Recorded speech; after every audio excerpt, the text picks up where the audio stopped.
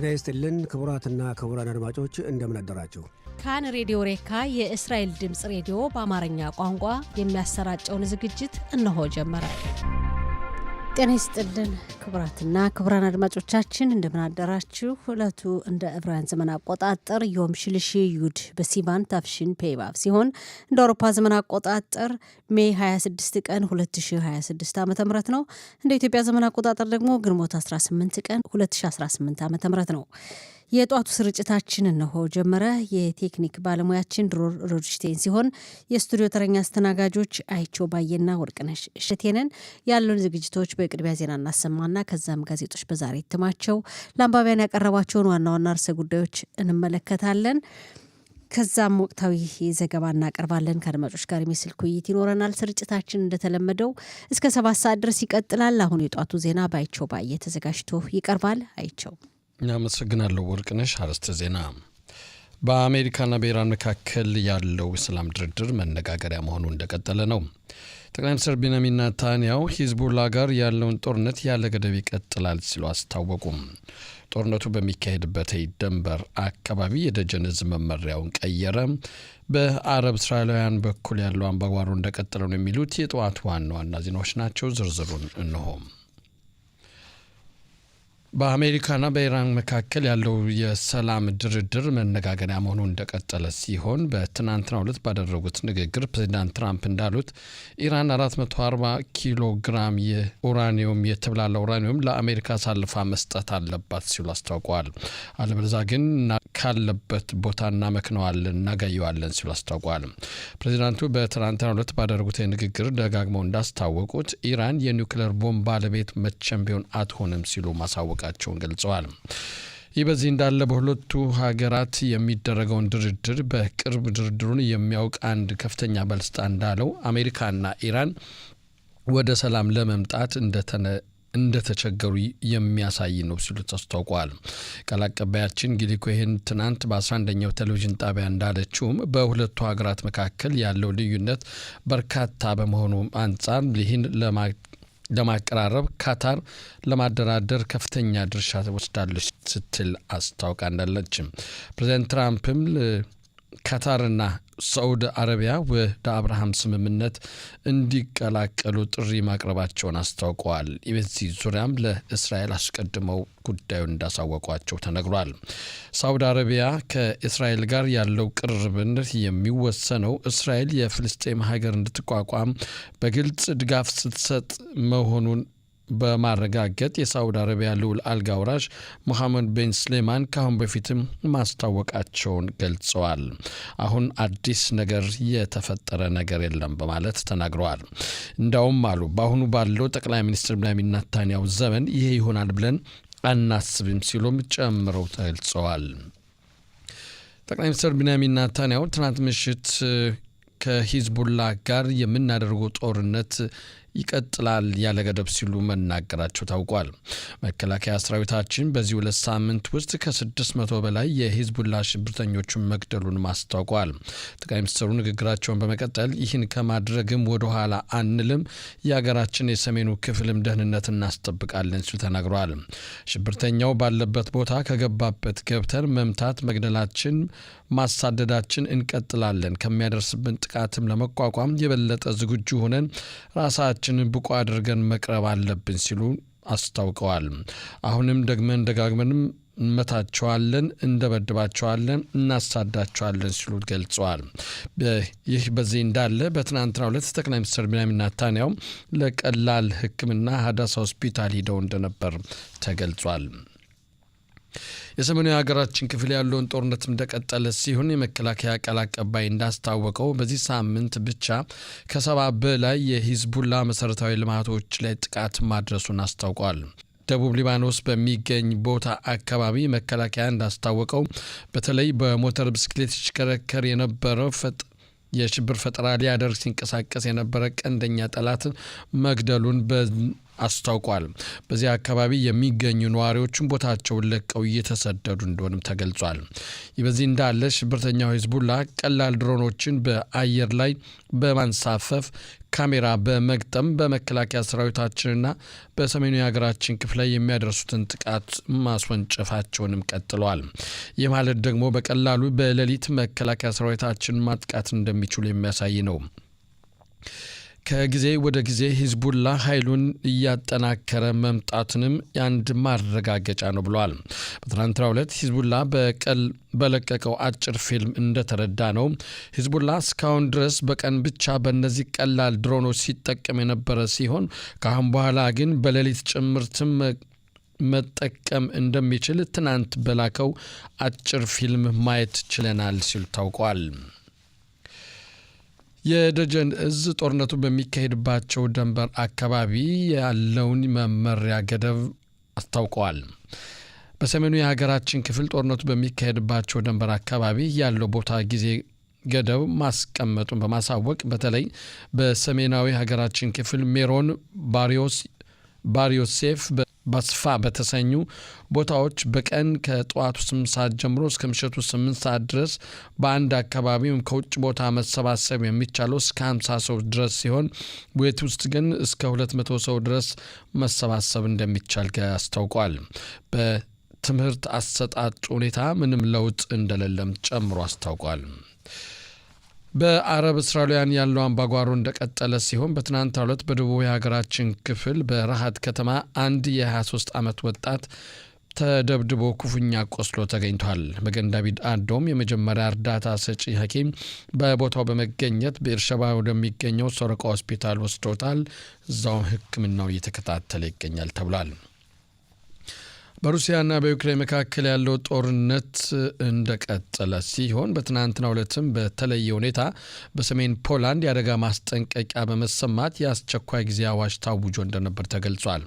ቃል አቀባያችን ዶብ ጊልሃር እንዳስታወቀን ከዩክሬን ርቃ በምትገኝ ሀገር ላይ በሰው አልባ ድሮን አውሮፕላን ጥቃት እንደነበርና እነኚህ ድሮኖችም የሀገሪቱን የአየር ክልል እንዴት ጥሰው እንደገቡ በማጣራት ላይ እንገኛለን ሲል የሰሜን ፖላንድ የአደጋ ማስጠንቀቂያ ማሳወቁ ተገልጿል።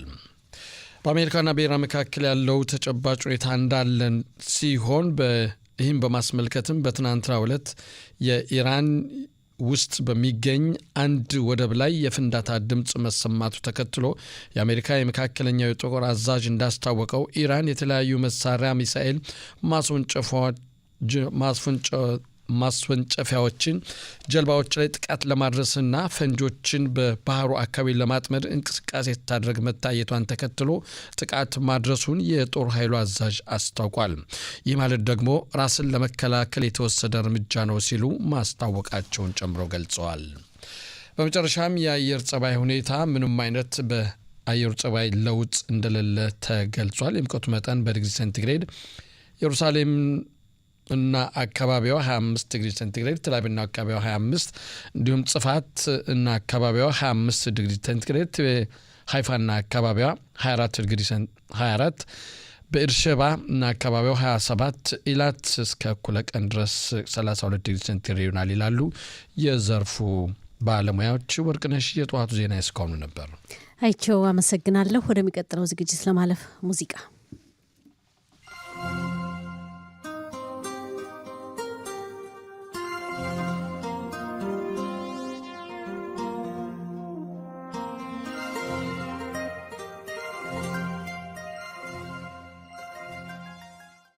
የተከበራቸው አድማጮቻችን ስርጭታችን እንደቀጠለ ነው። አሁን ደግሞ ጋዜጦች በዛሬ እትማቸው ለአንባቢያን ያቀረቧቸውን ዋና ዋና ርዕሰ ጉዳዮችን እንመለከታለን። አራቱም ዕለታዊ ጋዜጦች ደርሰውናል። ሀሬጽ፣ ማሪቭ፣ እስራኤል አየሁምና የዲዮት አህሮኖት ሁሉም ጋዜጦች በመጀመሪያ ገጻቸው ላይ ትኩረት የሰጡባቸውን ርዕሰ ጉዳዮች እንመለከታለን። ሀሬጽን ስንመለከት በመጀመሪያ ገጹ ላይ የእስራኤል የደህንነት አካል ወደ ጋዛ ሰርጥ በጦርነቱ ጊዜ ቁጥጥር ያልተደረገበት በርካታ እቃዎችን አስገብቷል። ለዚህም በሚሊዮኖች የሚቆጠር ገንዘብ ሸቄል ተቀብሏል የሚል ዘገባ አቅርቧል። አቡ ባሳል በሚል ስም የሚጠራ አንድ ግለሰብ ከፖሊስ ጋር ሰፊ ግንኙነት ያለው ሸቀጦችን ወይም እቃዎችን ወደ ጋዛ ሰርጥ አስገብቷል። እንግዲህ ሁኔታው በክስ ሂደት አለ። እንግዲህ ያው የቁጥጥር ሳይደረግበት የእስራኤል የደህንነት አካላት ወደ ጋዛ ሰርጥ በርካታ እቃዎችን እንዳስገባና በዚህም ያው በገንዘብ እንደተቀበለ በሚሊዮኖች የሚቆጠር ሸቄል የሚል ዘገባ አቅርቧል። ሌላው ርዕሰ ጉዳይ የእስራኤል መከላከያ ሰራዊት በደቡብ ሊባኖስ የሚያደርገውን እንቅስቃሴ አስፋፍቶ እንደቀጠለና ወደ ሊባኖስ መሀል ገብቶ ጥቃት ማድረስ እንደጀመረ ለዚህም ምክንያቱ የሂዝቦላ ድርጅት በመከላከያ ሰራዊቱ ላይ የሚያደርሰው ጥቃትና ራክፋኒም ቦምብ አጥምዶ የሚልካቸው ተንሳፋፊ ቁሶች በመከላከያ ሰራዊቱ ላይ እያደረሱ ያለው ጉዳት ከባድ መሆኑን ተከትሎ ጥቃቱም ተጠናክሮ መቀጠሉን ተከትሎ ጠቅላይ ሚኒስትር ቢንያሚን ኔታንያሁ በሂዝቦላ ድርጅት ላይ ወደ ሊባኖስ ውስጥ ጠልቆ በመግባት ጥቃት ማድረስ ያስፈልጋል ማለታቸው ይታወሳል። በዚህም እንግዲህ ይህን ተከትሎ መከላከያ ሰራዊቱ ሊባኖስ ውስጥ ገብቶ ጥቃት እያደረሰ ነው። በሂዝቦላ ድርጅት ላይ የሚያደርሰውን ጥቃት አጠናክሮ ቀጥሏል ይላል። እንግዲህ መከላከያ ሰራዊቱ የህይወት መስዋዕትነት እየከፈለ ነው በዚህ ጥቃት። ትናንትም የ50 አለቃ ነሆራይ ሌዘር የተባለ የኢላት ከተማ ነዋሪ 19 ዓመት ወጣት መከላከያ ሰራዊቱ አባል በምህንድስና ክፍል ተዋጊ የነበረ ወታደር የህይወት መስዋዕትነት ከፍሎ ትናንት የቀብር ስነስርዓቱ በከተማው በኢላት በሚገኘው ወታደራዊ መካነ መቃብር ተፈጽሟል። የቀብሩን ስነስርዓት በሚያሳይ ፎቶግራፍ ተደግፎ የቀረበ ዘገባ አለ። ስለዚህ ጉዳይም እንግዲህ መከላከያ ሰራዊቱ የተኩስ አቁም ስምምነት ከተደረሰ በኋላ ከሊባኖስ ጋር በሊባኖስና በእስራኤል መካከል 11 ወታደሮች የህይወት መስዋዕትነት ከፈሉ ይላል። በዚያው በራክፋኒም የሂዝቦላ ድርጅት በሚልከው የተጠመደ ቦምብ አጥምዶ በሚልከው ተንሳፋፊ ቁስ ወይም ቀላል በራሪ አካል አጥፍቶ ጠፊዎች ድሮን የአማርኛ ስም ባይሆንም ቀላል ድሮን ይባላሉ። በዚህ መሳሪያ አማካኝነት 11 የተኩስ አቁም ስምምነት ከተደረሰ በኋላ 11 ወታደሮች የህይወት መስዋዕትነት ከፍሏል። ከነዚህ መካከል 7ቱ ነው በዚህ በራክፋኒም የህይወት መስዋዕትነት እንደከፈሉ ወይም እንደተገደሉ የተገለጸው። በአጠቃላይ ግን የተኩስ አቁም ስምምነት ከተደረሰ ጀምሮ እስካሁን 11 ወታደሮች ሙተዋል፣ የህይወት መስዋዕትነትን ከፍለዋል። እና ችግሩ ሰፊና አሳሳቢ እንደሆነ እየተነገረ ነው። የመከላከያ ሰራዊቱ ወደ ሂዝቦላ መሀል ወደ ሊባኖስ መሀል ገብቶ ጥቃቱን ማስፋት ጀምሯል ይላል ዘገባው። ሌላው በኢራንና በአሜሪካ መካከል እየተካሄደ ያለውን ድርድር በሚመለከት ነው። ዶናልድ ትራምፕ ከስምምነት ላይ ቢደረስ እንደተባለው እንግዲህ በሁለቱ ሀገራት መካከል የሚካሄደው ድርድር ግስጋሴ እየታየበትና ለስምምነት እንደተቃረቡ ይነገራል። ይሁን እንጂ አሁን ደግሞ የሚወጡ መረጃዎች ረገብ እያለ ነው ግስጋሴ የታየበት፣ ሁለቱ ሀገራት ለስምምነት ተቃርበዋል የሚለው ዘገባ ትንሽ ረገብ እያለ ነው፣ የሚሆነው አይታወቅም እየተባለ ነው። ለማንኛውም ግን ስምምነት ላይ ቢደረስ ዶናልድ ትራምፕ ብዙ የሚያጡት ነገር አለ ከስምምነቱ። አሜሪካ እጇን እንደሰጠችና እንደተሸነፈች ይቆጠራል። ሌላም እንግዲህ ኢራን የጠየቀቻቸውን ጥያቄዎች ሁሉ ከተመለሱ ዶናልድ ትራምፕ የሚያጡት ነገር ይኖራል ከስምምነቱ፣ ብዙም ትርፍ አያተርፉም የሚል ዘገባ አቅርቧል ሀሬጽ። ሌላው የአረቡን ማህበረሰብ የሚወክሉ የተለያዩ ፓርቲዎች ተአል፣ ባላድና ራአም ስማቸው ተጠቀሰ ፓርቲዎች ናቸው። እነዚህ ፓርቲዎች አንድ ላይ እንዲዋሃዱ በአረቡ ማህበረሰብ አረብ እስራኤላውያን መራጮች እንደሚፈልጉ ውህደት እንዲፈጥሩ አንድ ላይና ፓርቲዎችም ሁኔታውን የተረዱ ይመስላሉ። አንድነታቸው እንደሚያስፈልጋቸው መዋሃዳቸው እንደሚያስፈልጋቸውና መራጩ ህዝብም ይህንኑ ፍላጎት እንዳለውና ጥያቄ እያቀረበ እንደሆነ እየተረዱ ናቸው። በዚህ ዙሪያ እያሰቡበትና እየተወያዩበት መሆኑን የአረብ እስራኤል የሚወክሉ ፓርቲዎች እየተወያዩ ናቸው የሚል ዘገባ አቅርቧል። ሌላው የእስራኤል የፖሊስ አዛዥ ዳኒ ለቪ በጦርነቱ ጊዜ የሻባክ ድርጅት ወይም የሀገር ውስጥ ደህንነት እና መረጃ ድርጅት አላገዘንም፣ በፖሊስ ስራ ውስጥ በተለይ ወንጀልን ለመከላከል ብዙም እገዛ አስተዋጽኦ እያደረጉ አይደለም በማለት የሻባክ ድርጅት ኃላፊውን ዳኒ ዚኒን ወቅሰዋል ይላል። ሻባክ ብዙ አስተዋጽኦ እያደረገ አይደለም ወንጀልን ለመቆጣጠር፣ እንዲሁም በጦርነቱ ጊዜ የ80% የሚሆነው የሻባክ አባላት እቤታቸው ሆነው ነው የሰሩ እና ያው ውጭ በአካል ተገኝተው እየተንቀሳቀሱ አይደለም፣ ቤት ሆኖ ነው የሰሩት። ብዙም ወንጀልን ለመከላከል ፖሊስ ነው ቀድሞ የሚገኘው፣ ስራውን የሚሰራው ፖሊስ ነው፣ ሻባክ እገዛ እያደረገ አይደለም በማለት ሻባክን መውቀሳቸው ወይም የድርጅቱን ኃላፊ ዚኒን መውቀሳቸው ተገልጿል። የሚገልጽ ዘገባ አቅርቧል ሀሬጽ።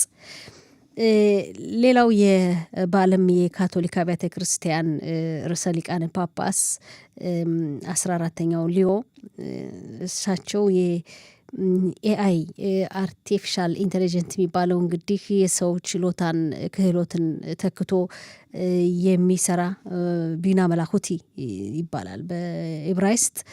ይህ ቴክኖሎጂ አሳሳቢ መሆኑን አስጠነቀቁ ይላል። ቴክኖሎጂው አንደኛ ትክክል ያልሆኑ መረጃዎችን ያስተላልፋል፣ ሌላው ደግሞ ጦርነትን ያበረታታል።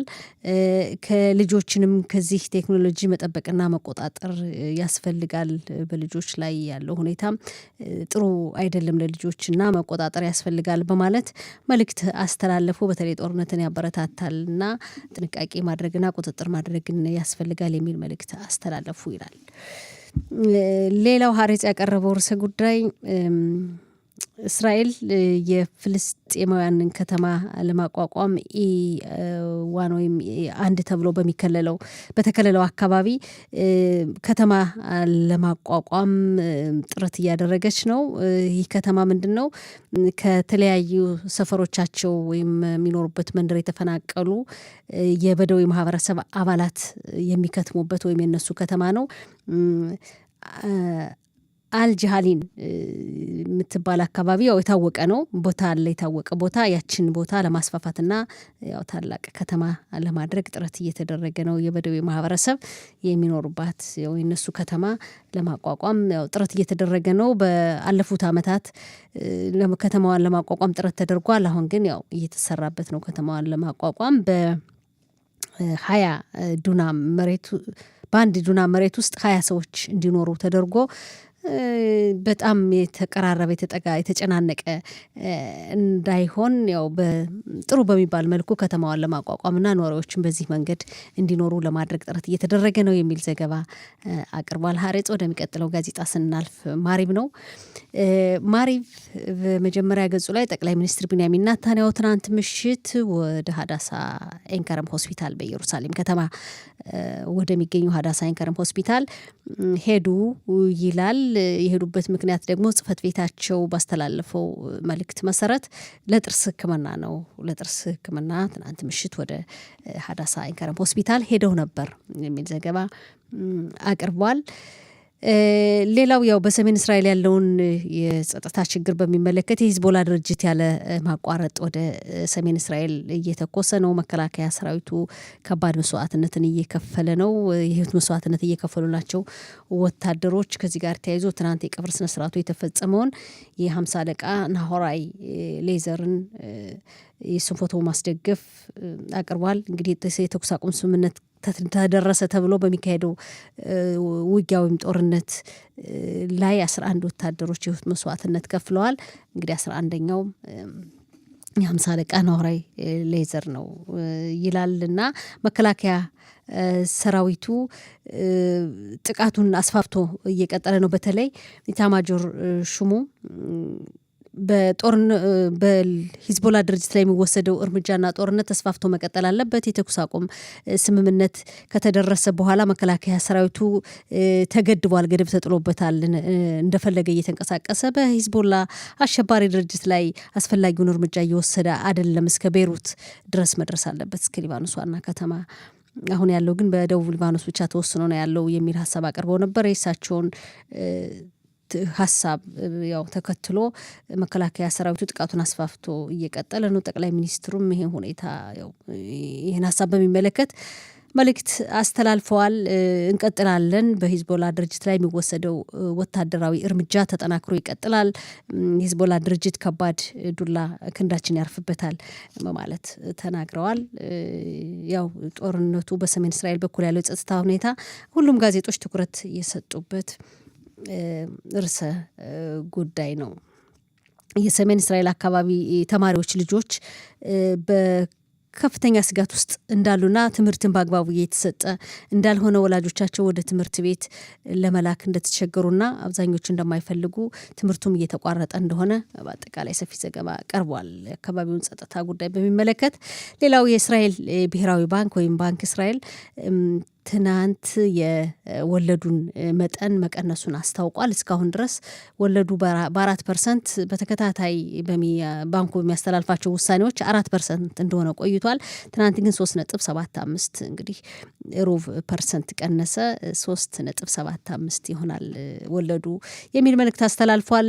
ትችት ግን እየተነሳበት ነው። ምክንያቱም የገንዘቡ ግሽበት፣ የዋጋ ግሽበት እንዳለ ነው። አሁንም ሊጨምር ይችላል እና ቸኩሏል ባንኩ ውሳኔውን ለማስተላለፍ መቆየት ነበረበት የሚል ትችት እየተነሳ እንደሆነ ተገልጿል። በሌላ በኩል ደግሞ ማሽካንታ ያው ብድር ለሚመልሱ ተበዳሪዎች ጥሩ ዜና ነው፣ የምስራች ነው የሚሉም አሉ። እንግዲህ ብዙ ሀሳቦች ቀርበዋል በዚህ ውሳኔ ዙሪያ።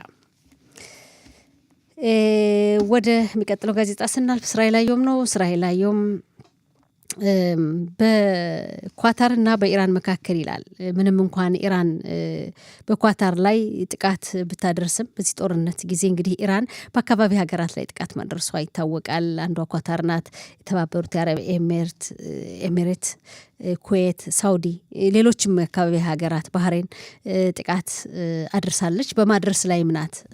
ይሁን እንጂ ይህም ሁሉ ሆኖ ኳታር ምንም እንኳን ኢራን ጥቃት ብታደርስባትም በገንዘብ ረድታለች፣ ኢራንን በገንዘብ እየረዳች ነው ይላል። እንግዲህ በጦርነቱ ምክንያት የደረሰውን ችግር ተከትሎ ኳታር ለኢራን በኢኮኖሚ ድጋፍ እያደረገች ነው የሚል ርዕሰ ጉዳይ አለ። የሰሜን እስራኤሉን የጸጥታ ሁኔታ በሚመለከት ዘገባም እንደዚሁ እስራኤል አየሁም አቅርቧል። ወታደሮች የህይወት መስዋዕትነት እየከፈሉ መሆናቸውን በዚህ ርዕሰ ጉዳይ ሰፊ ዘገባ አቅርቧል። ትናንት የቀብር ስነስርዓቱ የተፈጸመውን ወታደር ናሆራይ ሌዘርን የሱን ፎቶግራፍ በማስደገፍ እንደዚሁ የድርሻውን ዘግቧል። በዚህ ጉዳይም እስራኤል አየሁም። ሌላው እስራኤል አየሁም ሌላ በውስጥ ገጹ የተመለከተው ዘገባ አለ። ወደ ውስጥ ገጹ ከማለፋችን በፊት ባንክ እስራኤል የወለዱን መጠን ከ4% ወደ 3.75% ዝቅ ማድረጉን የሚመለከት ዘገባም እንደዚሁ እስራኤል አየሁም ተመልክቶታል። ስለዚህ አርቲፊሻል ኢንቴሊጀንት ወይም ቢና መላኩቲ ቴክኖሎጂም እንደዚሁ ያቀረበው ዘገባ አለ። እስራኤል አየሁም እንግዲህ ያው በዚህ ቴክኖሎጂ ምክንያት ስራ ቦታ ላይ የሰው ኃይል እየተቀነሰ ነው፣ ሰራተኞች እየተቀነሱ ነው እና ይሄን በሚመለከት የተለያዩ ዓለም አቀፍ ሆነ ሀገር አቀፍ ካምፓኒዎች ሰራተኛ እየቀነሱ ናቸው። ዊክስ የተባለው ካምፓኒ 1000 ሰራተኞችን ለመቀነስ እያሰበ ነው። ካለው ሰራተኛ መጠን 20%ን ለመቀነስ በዚህ ቴክኖሎጂ ምክንያት የሚል ዘገባ አቅርቧል። እስራኤል አየሁም ሌላው የጋዛ ሰርጥ ነዋሪዎች ይላል። የእስራኤል እንግዲህ የቢቱ አህሎሚ ድርጅት ቢቱ አህሎሚ ወይም ይሄ ብሔራዊ ዋስትና ለአዛ ነዋሪዎች ሁኔታቸው ሳይጣራ የኋላ ታሪካቸው ከሽብር ጥቃት ጋር ወይም ከአሸባሪ ቤተሰቦች ጋር የተገናኙ መሆናቸው ሳይጣራ ለ81 የጋዛ ሰርጥ ነዋሪዎች እርዳታ እየሰጠ ነው። እርዳታ እያስተላለፈላቸውን የገንዘብ እርዳታ የሚል ዘገባ አቅርቧል። ጋዜጣው በውስጥ ገጹ የዲሞክራሲ የተባለው እንግዲህ እስራኤል ፓርቲ ያኢር ጎላን ናቸው የፓርቲው ሊቀመንበር። ያኢር ጎላን ኢናብ ጻንጋውከር እንግዲህ ማታን ጻንጋውከር እናስታውሳለን። ልጇ በሐማስ ተጠልፎ በመጨረሻዎቹ ሰዓታት ነው እንግዲህ ትራምፕ ሲያስለቅቁ የተጠለፉ ዜጎችን የተለቀቀው ልጇ ማታን ኢናብ ጋር ግንኙነት ያው እያደረጉ ናቸው በፖለቲካው ጉዳይ ፖለቲካው ጋር ተያይዞ እሳቸውን እንግዲህ ወደ ፖለቲካው ለማምጣት ከኢናብ ጋር ያው ግንኙነት መኖሩን እየተነጋገሩ ናቸው የሚል ዘገባ አቅርቧል በውስጥ ገጹ ላይ። ወደ የዲዮት አህሮኖት ስናልፍ የዲዮት አህሮኖት በኢራንና በአሜሪካ መካከል የሚካሄደው ድርድር ረገብ እያለ ነው። ያው ባለፉት 2 ቀናት ስምምነት ላይ ይደርሳሉ ሁለቱ ሀገራት ተብሎ ሰፋ ያለ ወሬ የተነበር፣ ግን አሁን ሁኔታው ትንሽ ረገብ እያለ ነው። ኢራን የምታቀርባቸው ጥያቄዎች የተጣለባት ማዕቀብ እንዲነሳ፣ የተያዘባት ገንዘብ እንዲለቀቅ፣ የሆርሙዝ ባህር እንዲከፈትላት፣ ሌላው ደግሞ ዋናው ጥያቄ የተኩስ አቁም ስምምነቱ ጦርነቱ እንዲያቆም የሚሉ ዋና ጥያቄዎች ናቸው። ከዚህ ጋር ተያይዘው ኢራን የኒውክሌር ጦር መሳሪያ ግንባታዋ ጉዳይ ከስምምነቱ በኋላ ነው በስፋት እንዲነሳ የምትፈልገው። የድርድሩ የመጀመሪያ ርዕሰ ጉዳይ እንዲሆን አትፈልግም። በዶናልድ ትራምፕ በኩል ወይም በአሜሪካ በኩል ደግሞ የኒውክሌር ጦር መሳሪያ ግንባታው ጉዳይ ዋናና የመጀመሪያ ጉዳይ ነው። በዚህ ምክንያት ምናልባት እንግዲህ ስምምነቱ ሂደት ረገብ እያለ ይመስላል የሚል ርዕሰ ጉዳይ አቅርቧል። የዲዮት አህሮኖት በሰሜን እስራኤልና በሰሜን እስራኤል አካባቢ ያለው የጸጥታ ችግር ሂዝቦላ ድርጅት ያለ እረፍት እየተኮሰ መሆኑንና መከላከያ ሰራዊቱ እስከ ቤይሩት እስከ ሊባኖስ ዋና ከተማ ድረስ እንግዲህ ጥቃቱን ለመቀጠል ይቀጥል የሚል የተለያዩ ትችቶች እየተነሱ ነው። በተለይ ኤታማዦር ሹሙ ይህን ሀሳብ አንስተውታል። በዚህ ሁኔታ እየታሰበበት ነው የሚል ርዕሰ ጉዳይም አቅርቧል። እንግዲህ ሌላው ያው የእስራኤል ብሔራዊ ባንክ ወለዱን ከ4 ወደ 3.75% ዝቅ ማድረጉን የሚመለከት ዘገባ አቅርቧል።